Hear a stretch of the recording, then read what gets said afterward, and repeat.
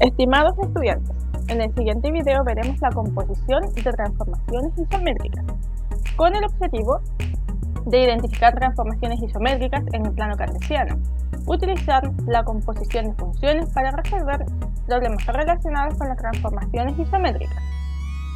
Por ende, lo primero que debemos entender es que la composición de funciones corresponde a cada transformación isométrica como una función, y que además tanto la composición de traslaciones como la composición de rotaciones es conmutativa y asociativa, en donde el orden en que se operan no altera el resultado. Sin embargo, al realizar otras composiciones de transformaciones isométricas, el orden sí es relevante y por ende modificará el resultado. Entonces trabajemos en este primer ejercicio, que nos plantea la siguiente situación. Si el punto P se rota en 90 grados con respecto al origen y se traslada según el vector traslación menos 2, menos 5, el resultado depende del orden en el que se apliquen dichas transformaciones. Lo resolveremos de dos maneras. En el caso 1, el punto P3,2 lo rotaremos en 90 grados respecto del origen. Y al rotar el punto P en 90 grados respecto del origen, nos dará las siguientes coordenadas, en donde se invierte el orden y cambia el signo de la primera coordenada, es decir, queda como menos 2,3. Luego, se traslada según el vector traslación menos 2, menos 5, resultando lo siguiente, en donde de color rojo se visualiza el vector traslación y el punto P2' será el que finalmente se obtiene y es menos 4, menos 2. De tal forma que a modo de resumen podremos decir que si un punto P3,2 aplicamos una rotación en 90 grados, se obtendrá el punto P' de menos 2,3. Y si luego a este punto aplicamos el vector traslación desde el origen, tendremos el punto P2' menos 4,2 como resultado final. Ahora analizaremos la misma situación, pero aplicando en primera instancia el vector traslación, que es menos 2, menos 5. Por lo tanto, en el plano cartesiano ubicaremos el punto P y aplicaremos la traslación de acuerdo al vector traslación menos 2, menos 5, el cual quedará ubicado en el punto P', en el cuarto cuadrante. Y luego de obtener este punto, entonces lo que haremos es aplicar la rotación sobre el punto P' en 90 grados, en sentido antihorario. Por lo que obtendremos que luego de aplicar el vector traslación sobre el punto P y obtener el punto P', aplicaremos la rotación en 90 grados, tal cual se visualiza, y el nuevo punto será P2' ubicado en el 3,1. Lo que podremos decir a modo de resumen, que si en vez de aplicar la rotación en 90 grados, aplicamos en primera instancia el vector traslación menos 2, menos 5, obtendremos el punto P', que es menos 2,3. Y posteriormente aplicamos una rotación en 90 grados en sentido antihorario y obtendremos el punto P2', que es el 3,1, en el cual se evidencia que el orden en el que nosotros aplicamos nuestras rotaciones y o traslaciones sí afecta, y por ende no es lo mismo aplicar primero una rotación que una traslación, y ambos casos son igual de correctos. Ahora, ¿qué pasa si en el plano cartesiano el punto A, menos 2A con A un número real menor que 0 se le aplica una rotación de 270 grados seguida de una simetría respecto de la recta y igual a A? Entonces, ¿dónde se encuentra el punto resultante?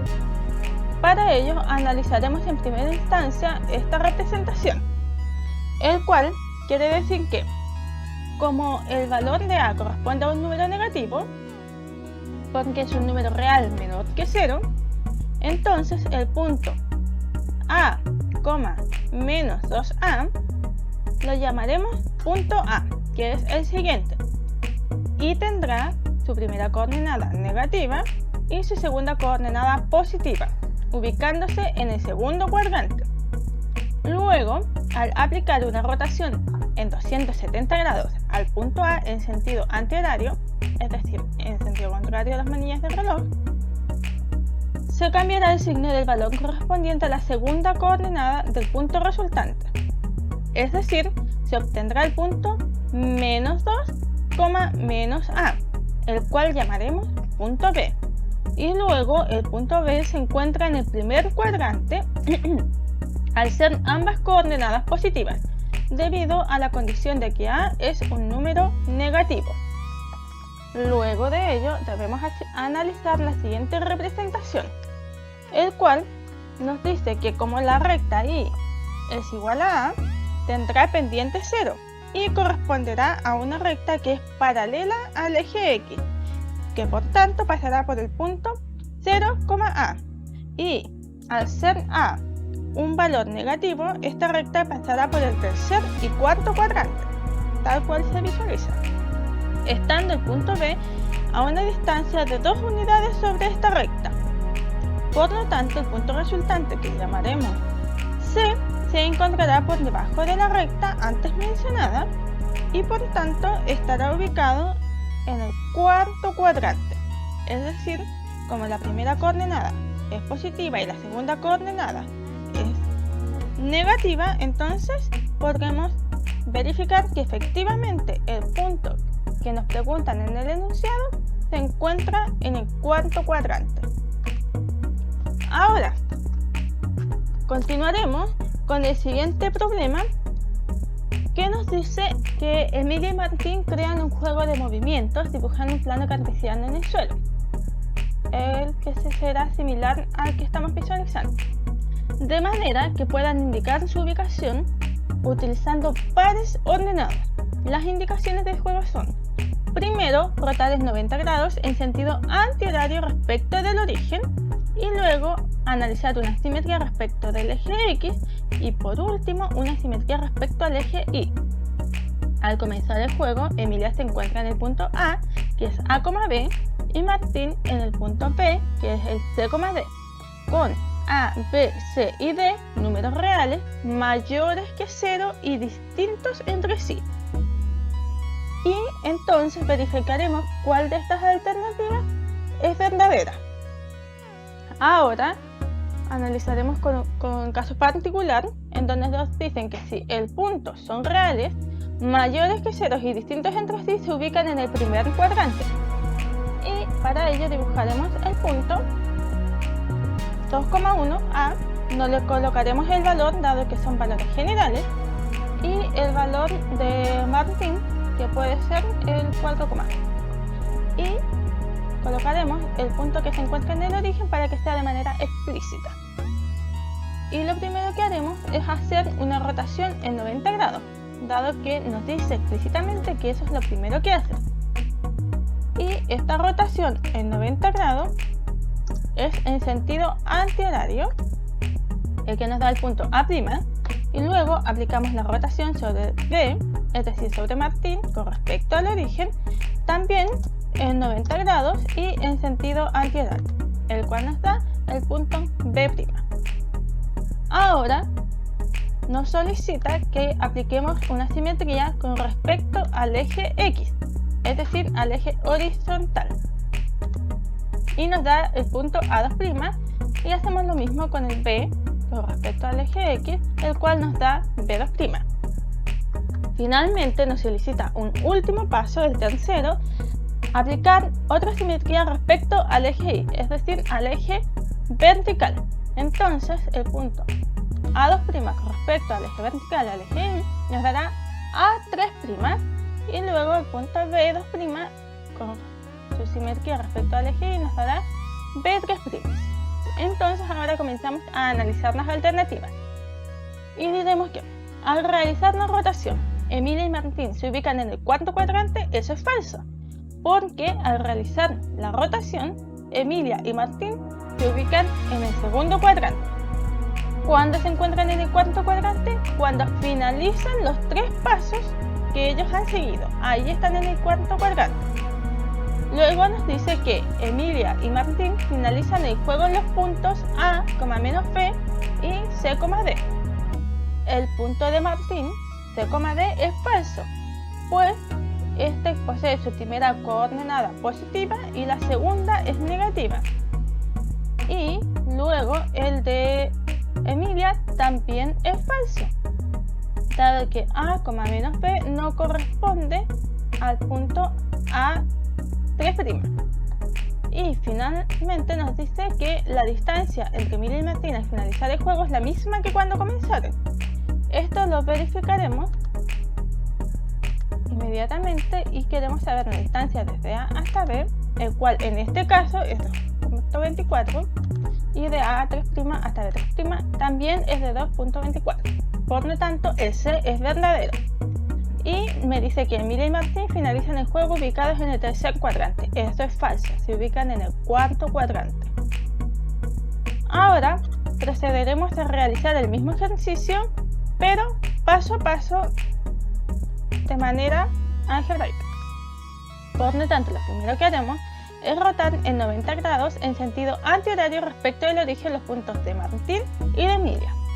Por lo tanto, el de Emilia, al rotar el punto 90 grados, las coordenadas se van a invertir y ahora la primera coordenada será negativa. Lo mismo ocurre con Martín. Luego, al realizar una simetría respecto al eje X, las coordenadas tanto de Emilia como de Martín mantendrán el orden, pero cambiará el signo de la segunda coordenada en ambos pares ordenados. Como tercer paso, realizaremos la simetría con respecto al eje Y, y el par ordenado tanto de Emilia como de Martín mantienen el orden, pero ahora la primera coordenada en ambos va a ser positiva, es decir, cambia el signo.